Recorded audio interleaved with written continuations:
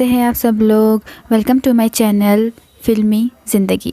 आज मैं एक मूवी की एक्सप्लेनेशन करने जा रही हूँ जिसका नाम है अनबेंडिंग मिस्टर फेंग। मूवी की शुरुआत में हमें दिखाया जाता है दुनिया का सबसे बड़ा और मुश्किल स्कूल जिसका नाम होता है शाओलिन, यानी जहाँ बच्चों को कुंफू और कराटे सिखाए जाते हैं। वहीं एक लड़का जिसका नाम फेंग होता है उसे दिखाया जाता है वो अपने लास्ट कंपटीशन के लिए रेडी होता है जिसमें ये डिसाइड होगा कि वो कुंफू मास्टर बनेगा या नहीं। और मुकाबले के लिए फिर वो एक मंदिर में जाता है। और जो आज टेस्ट होने वाला था वो बहुत ही मुश्किल था क्योंकि बहुत ही चुने हुए लोग थे जो इसको पास कर पाए थे।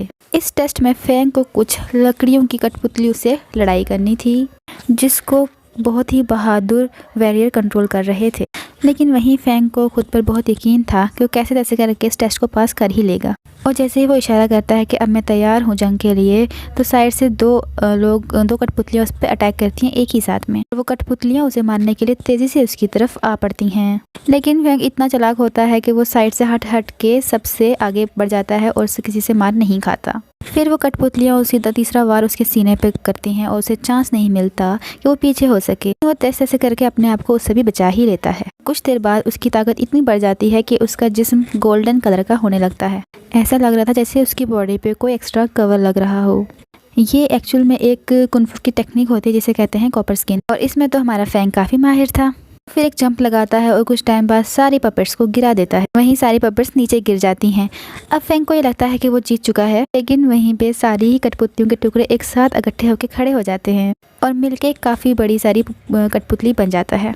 और उसके आगे मानो फेंग तो एक छोटा बच्चा लग रहा था। लेकिन फेंग भी बड़ा होशियार था। उसे समझ में आ जाता है कि इतने आसानी से जैसे पहले इसे हराया था अब वैसे इसे नहीं हरा सकता। इसीलिए वो उस कठपुतली के ऊपर से छलांग मार कर उन सारी तारों को पकड़ लेता है एक साथ, जिससे कि जो वॉरियर्स थे जो कठपुतली को कंट्रोल कर रहे थे, वैसा होता है तो सारे के सारे वॉरियर्स नीचे गिर जाते हैं। जैसे ही वॉरियर्स की पकड़ उन तारों से कम होती है, कठपुतली गिर के नीचे बहुत सारे पीसेस में टूट जाती है। और यहीं फिर फेंग इस टेस्ट को जीत जाता है और एक बहुत बड़ा कुंफू एक्सपर्ट बन जाता है। इस सीन में एक ऑफिसर को दिखाया जाता है जो कि एक बहुत ही करप्टेड इंसान था क्योंकि उसने बहुत सारा पैसा चुराया हुआ था गवर्नमेंट की ट्रेजरी से अपने ही मकसद के लिए। उसने इतने पैसे चोरी किए थे जिसे आज तक की सबसे बड़ी चोरी मांगी जाती थी। लेकिन था तो बड़ा ही चालाक। वो किसी को नहीं चाहता था कि किसी को इस बारे में मालूम हो, इसीलिए उसने अपने पार्टनर को ही मार डाला क्योंकि वो पार्टनर भी उसके साथ उसकी चोरी में था। वो ऑफिसर उस पेपर की तलाश में लग जाता है जिसमें चोरी की सारी इन्फॉर्मेशन रखी होती है जो उस ऑफिसर के साथी ने बनाया हुआ था और अब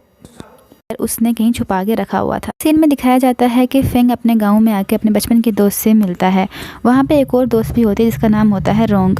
फिर दोनों दोस्त जब रोंग से मिलने जाते हैं तो उन्हें रास्ते में एक फाइटर दिखाया जाता है जो देखने में काफी लंबा चौड़ा और बहादुर इंसान दिख रहा था। और वो इंसान लड़ने में भी काफी माहिर। और वो बड़ा आदमी एक आदमी को मार रहा होता है। उस आदमी को बचाने के लिए फेंग उस पर अटैक करता है। वो बड़ा आदमी इतना ज्यादा ताकतवर था कि वो एक ही पंच से फेंग को गिरा देता है और फेंग वहीं नीचे गिर जाता है। अब ये बात फेंग समझ जाता है कि ये कोई ऑर्डिनरी या आम फाइटर नहीं है, बल्कि इस शख्स को हराना बहुत ज़्यादा ही मुश्किल होगा। जो ये फाइटर होता है ये उस ऑफिसर के लिए काम कर रहा होता है जो नहायत ही करप्टेड ऑफिसर था। जिस काम के लिए फाइटर वहाँ आया था, अब जो कि वो काम हुआ नहीं था तो फाइटर अपने घोड़े में बैठ के वहाँ से चला जाता है। वहीं फेंग भी उसका पीछा करता है और अब वो बाजार से जा रहे होते हैं। अब इससे पहले कि फेंग और वो फाइटर आपस में लड़ाई करते, बड़े ही अच्छे से क्यूट से अंदाज में फेंग की माँ वहाँ आ जाती है और वह फेंग को कानों से पकड़ के अपने घर ले जाती हैं कि वो उस लड़ाई में हिस्सा ना ले। पहले तो सारी माओं की तरह वो भी अपने बेटे की बहुत सारी करती हैं, उसे लॉक कर देती हैं और मना कर देती हैं कि वापस बाहर नहीं जाएगा। लेकिन आजकल के बच्चों की तरह फेंग भी कहाँ घर बैठने वाला था। वो फटाफट चुपचाप से वहाँ से भागने लगता है। वो कपड़े पहन ही रहा होता है कि तभी उसे वहाँ पे अपनी पड़ोसी दिखाई देती है और वो पड़ोसी उसे देखते ही चीख मार देती है। कि फेंग उससे पूछता है कि वो यहाँ क्या कर रही है। वो लड़की बहुत सारे सिपाहियों को वहाँ आते हुए देखती है और वो फौरन वहीं छुप जाती है। अब जो है वो सिपाही फेंग के पास आते हैं और उससे पूछते हैं कि हाँ और लड़के बताओ तुमने किसी लड़की को यहाँ देखा है। लेकिन फेंग हमारा सबसे बहादुर वो अब लड़की की जान बचाने के लिए झूठ बोल देता है कि नहीं भाई मैंने किसी को यहाँ नहीं देखा है और उन बदमाशों को वो गलत रास्ता दिखा देता है। अब लड़की बाहर आती है और फेंग से कहती है कि तुम्हारा बहुत बहुत शुक्रिया, तुमने मेरी लाइफ बचाई। तभी वहाँ पे रोंग और उसका दोस्त आ जाता है। जब रोंग उन दोनों को इकट्ठा देखती है तो वो फेंग्स के फ्रेंड को दुखी होकर कहती है कि देखो तो ज़रा ये लड़की मेरे बचपन के दोस्त के साथ खड़ी है, जिसका साफ मतलब है कि इन दोनों के बीच कुछ तो चल रहा है। और वहीं जल बुन के और नाराज़ होकर वहाँ से चली जाती है और वहाँ फेंग भी उसे समझाने के लिए उसके पीछे पीछे चला जाता है। वहीं दिखाया जाता है कि जब फेंग का फ्रेंड वहाँ से जा रहा होता है, एक सोल्जर उसको रोकता है और वो एक आदमी की तस्वीर दिखा के उससे पूछता है क्या तुम इसे जानते हो और ये कहाँ मिलेगा। वो पिक्चर असलियत में रोंग के डैड की होती है, इसलिए वो छुपाता और कहता है कि मैं इसे नहीं जानता। इसलिए वो छुपाता और कुछ नहीं बताता। तरह का उसका दोस्त रोंग को सब कुछ बता देता है। कुछ सिपाही तुम्हारे बाप को ढूंढ रहे हैं, जिस पे वो बहुत गौर से हैरान होकर कहती है कैसे कैसे मेरे पापा को पकड़ेंगे वो। से उसका दोस्त वहाँ जाता है। रोंग एक बॉक्स निकालती जिसके अंदर वही कागज था जिसमें चोरी की सारी इन्फॉर्मेशन थी। कागज की ऑफिसर को तलाश भी थी। यहाँ पे ये खुलासा होता है कि रोंग के पापा एक्चुअल में उस पेपर के रखवाले थे। ये एक ऐसे इंसान बचते हैं जो इस पेपर के थ्रू उस ऑफिसर को पनिशमेंट दिला सकते थे। वजह से सिपाही उस पेपर को ढूंढ रहे थे, या और रोंग के पापा को भी। एक दिन फेंग रोंग के घर जाता है, जहाँ पे उसे पता चलता है कि रोंग तो यहाँ है ही नहीं। मुझे लगता है कि वहाँ उन लोगों को लगता है कि रोंग को बिजनेसमैन ने किडनैप कर लिया है। वो कैलाश रोंग के डैडी को तलाश कर रहा था। ये सब जानने के बाद फेंग एक फौरन ही बिजनेसमैन को ढूंढने जाता है जो कि शहर में लोगों से लड़ाई कर रहा था। फेंग एक वॉरियर की तरह वहाँ आता है और बिजनेसमैन से पूछता है कि जल्दी बताओ मेरा दोस्त रोंग कहाँ है। कहता है कि मुझे कैसे पता होगा तुम्हारा दोस्त कहाँ है, तुम्हें अपने दोस्त को संभाल के रखना था ना। बात की वजह से दोनों में झगड़ा हो जाता है। फेंग ने अपने कुंफू स्टाइल बड़े आसानी से उसे हरा दिया। उनको हैरत तो तब होती है जब बिजनेसमैन अब बड़ी खुशी से अपनी हार को तस्लीम करता है। कहता है अच्छा बस लड़के, मैं हार गया और अब तुम ही मेरे दामाद बनोगे, क्योंकि मैं अपनी बेटी के लिए एक प्रपोजल ढूंढ रहा हूँ। मेरी यही शर्त थी कि वो जो बंदा मुझे हराएगा वही मेरा सन इन लॉ बनेगा, और आज वो काम तुमने कर दिया। इसी बात से बिजनेसमैन काफी खुश था। सब उसे बहुत मुबारक देते हैं वहाँ पे। ये सब बातें देख के फेंग समझ जाता है कि इस बिजनेसमैन को इस रोंग के बारे में कुछ भी नहीं मालूम। रोंग ये भी समझ जाता है कि अगर वो कुछ देर वहाँ रुका तो वो जबरदस्ती अपने बेटी से शादी करा देगा रोंग फेंग की, इसलिए फटाफट वो वहाँ से भाग जाता है। अब जब फेंग घर पहुँचता है तो रोंग वहाँ वापस आ चुकी थी और वो कहती है कि वो कभी किडनैप नहीं हुई, बल्कि मैं तो अपनी मर्जी से गई थी। कहती है अब मैं किसी की कोई बात नहीं सुनूंगी कि मैं जानती हूँ तुम्हारा कोई ना कोई चक्कर चल रहा है। उस आपस में ऐसे कर रहे थे, कभी कोई नाराज तो कभी कोई नाराज। वो वापस घर जा रहे होते हैं तो बिजनेसमैन के आदमी फेंग और उस पड़ोसी लड़की को पकड़ लेते हैं, और वहीं बिजनेसमैन आके अपनी लड़की से पूछता है कि मेरी बेटी तुम इतने दिन से कहाँ गए। ये सुनते ही फेंग के कान खड़े जाते हैं। उसे पता चलता है कि ये नेबर जो है उस बिजनेसमैन की बेटी है, और वहाँ पे बिजनेसमैन ये सच भी बता देता है कि मेरे आदमी रोंग के डैडी को इसलिए ढूंढ रहे हैं क्योंकि ऑफिसर ने उन्हें ऐसा करने को कहा है, क्योंकि और वो बिजनेसमैन भी ऑफिसर का आदमी था। ये सब सुनते ही फेंग को रियलाइज हो जाता है कि रोंग की लाइफ खतरे में है और फौरन उसे बचाने के लिए निकल जाता है। पर अब काफी देर हो चुकी थी। उससे पहले ही रोंग और उसके डैड को पकड़ लिया था उन लोगों ने।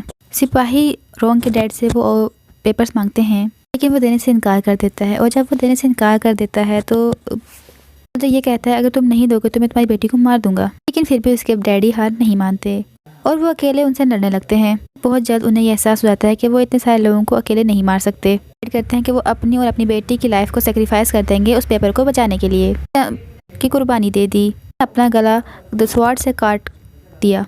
तभी वहाँ फेंग आ जाता है। इससे पहले कि वो रोंग के डैड को बचा पाता बहुत देर हो चुकी थी, क्योंकि वो मर गए थे। सारे सिपाही फेंग को देखते ही उस पर हमला करने लगते हैं, पर वो फटाफट सबको मारना शुरू कर देता है। किसी को तो खूब मुक्के मारता है और किसी को दूर दूर जाके फेंकता है। ये बचे हुए सिपाही रोंग के गले पे चाकू रख के उसे बोलते हैं कि पीछे हट जाओ, और रोंग को वहाँ से ले जाते हैं। कहा जाता है कि जब ऑफिसर को मालूम होता है कि फेंग ने आके उसके मिशन में रुकावट डाली और उसके सिपाहियों ने वो पेपर हासिल नहीं किया, तो वो फाइटर को बुलाता है और उसे हुक्म देता है कि तुम फेंग को कैसे भी करके मारो और मुझे पेपर ला के दो। फाइटर को ये चीज़ अच्छी तो नहीं लगती, लेकिन उसे ऑफिसर के सामने झुकना ही पड़ता है। फेंग को एक खत मिलता है जिसमें लिखा होता है कि उसे वो पेपर लेके रात में एक जगह पे आना है। अगर वो ना आया तो वो रोंग को मार देंगे।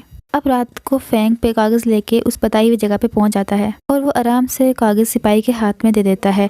इसे देख के सबसे बहुत चौंक जाते हैं कि इतनी आसानी से बिना लड़ाई किए वो ऐसे कैसे कागज दे सकता है। सिपाही जैसे ही उस कागज को खोलता है उसे पता चल जाता है कि ये कागज एक नकली कागज है। और तभी फेंग और फाइटर के बीच में लड़ाई शुरू हो जाती है। में ही फाइटर के डैड फेंग पर एक पॉइजनस पाउडर डालते हैं, जिससे उसकी शक्तियाँ काफ़ी हद तक बहुत कम हो जाती हैं। लेकिन साथ साथ में फाइटर के डैड भी बहुत जख्मी हो जाते हैं। अब फाइटर का सारा ध्यान अपने जख्मी बाप पे था और इसीलिए वो उसे वहाँ से लेके चला जाता है। जो सिपाही थे जैसे ही वो फेंग को मारने के लिए आगे बढ़ते हैं, तभी फेंग की मॉम और बिजनेसमैन वहाँ आके उसे बचा लेते हैं। को घर ले आया जाता है और उससे जड़ी बूटियों वाले पानी में डाला जाता है ताकि उस जहर का असर खत्म हो सके।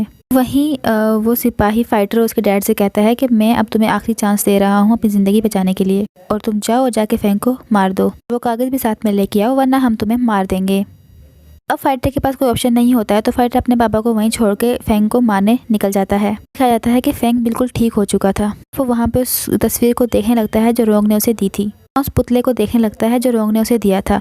जैसे ही उसको पुतले को खोलता है तो वहाँ पे एक बटन होता है जिसे वो प्रेस करता है और उसमें से वो कागज़ बाहर आ जाता है, जिससे वो लोग समझ जाते हैं कि ये कागज़ देके हम रोंग की ज़िंदगी को बचा सकते हैं। लेकिन उससे मुसीबत ये बन जाएगी कि हम ऑफिसर को सज़ा नहीं दिला पाएंगे। तभी फैंग को उस फाइटर का खत मिलता है और फैंग वहाँ से फटाफट निकल जाता है। जब ये एक दूसरे के आमने सामने आते हैं, इनकी खूब लड़ाई होती है। फाइटर को सिपाही से धमकी मिली थी कि अगर उसने फैंग को नहीं मारा तो वो उसे और उसके बाबा को मार देगा। अपनी पूरी ताकत लगाने के बावजूद भी फाइटर फैंग को नहीं मार पाता और वहीं फैंग फाइटर को नहीं मारता, उसे जिंदा छोड़ देता है। फाइटर घर आता है, वो देखता है कि उसके डैड मर चुके हैं तो वो बहुत दुखी हो जाता है और रोने लगता है। वहीं फैंग का दोस्त ऑफिसर के घर के बाहर पहुंच जाता है और कहता है कि मेरी दोस्त रोंग को छोड़ दो और बदले में मैं तुम्हें वो कागज़ का टुकड़ा दूंगा। इसकी इसी बात पे रोंग को जख्मी हालत में उसके सामने लाया जाता है और वो पूरी तरीके से खून में लटपट थी। सबको ये पता चलता है कि रोंग को बहुत टॉर्चर किया गया था। जैसे ही उसका दोस्त वो कागज़ देने लगता है, फैंग अचानक से वहाँ आके उसे लात मार देता है और ये सब होने से रोक लेता है। यहीं फैंग की मॉम और बिजनेसमैन भी आ जाते हैं। सारे लोग तैयार हो गए थे ऑफिसर से लड़ने के लिए। जैसे ही ऑफिसर वहाँ पहुँचता है, उसकी लड़ाई फैंग से होने लगती है। ऑफिसर जो था वो कुंफू के सबसे खतरनाक लेवल का माहिर इंसान था। फैंग को भी ये रियलाइज़ होता है कि फर्स्ट टाइम उसे एक बहुत ही ताकतवर इंसान से मुकाबला किया है। जैसे ही ऑफिसर एक जोरदार मुक्का फैंग को मारता है तो उसके कॉपर की स्किन भी वहाँ उसके आगे अटक नहीं पाती है, वो टूट जाती है। फैंग जख्मी हो जाता है और उसके मुँह से खून निकलने लगता है। उसे कमज़ोर पाता ऑफिसर देखता है तो वो एक तार का टुकड़ा उसकी तरफ फेंकने लगता है कि तभी सामने रोंग आ जाती है और अपनी जान दे देती है और वो तलवार का टुकड़ा उसके आर पार हो जाता है और वो खुद मर जाती है।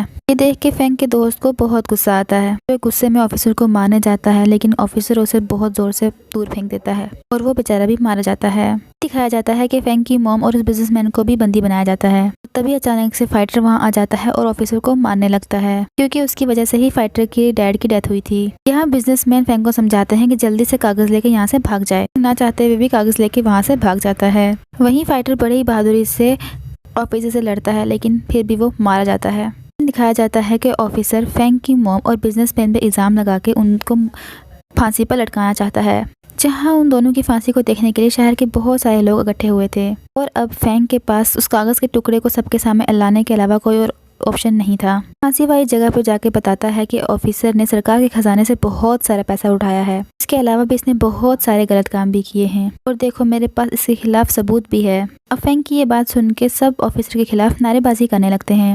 ये देख के ऑफिसर को बहुत गुस्सा आ जाता है। अगर राजा को ये बात पता चलती है तो वो उसे उसकी सजा देगा। ये अपने सिपाहियों को कहता है कि तुम इन सब लोगों पे हमला करो, लेकिन तभी अचानक से बिजनेसमैन के सिपाही भी वहां आ जाते हैं और वहीं इन दोनों ग्रुप्स के बीच में काफी बड़ी लड़ाई हो जाती है। और दूसरी तरफ दिखाया जाता है कि फैंग और ऑफिसर अब आमने सामने आ जाते हैं लड़ाई करते हुए, लेकिन इस बार फैंग ने अपनी ताकत के साथ साथ अपने दिमाग का भी इस्तेमाल किया। दिखाया जाता है कि फैंग एक बड़ी सी लस्सी को खींचता है और वो सीधा जाकर ऑफिसर के चेस्ट पे लग जाती है, जिससे वो काफी जख्मी हो जाता है। और जैसे ही वो वीक हो जाता है, फैंग उसको बार बार मारता है। जैसे ही फैंग ने अपने कॉपर स्किन वाला पंच उसे मारा, वो बहुत दूर जाके गिरता है, जिससे वो आदम मर जाता है। बाहर ऑफिसर के सारे सिपाही भी हार जाते हैं।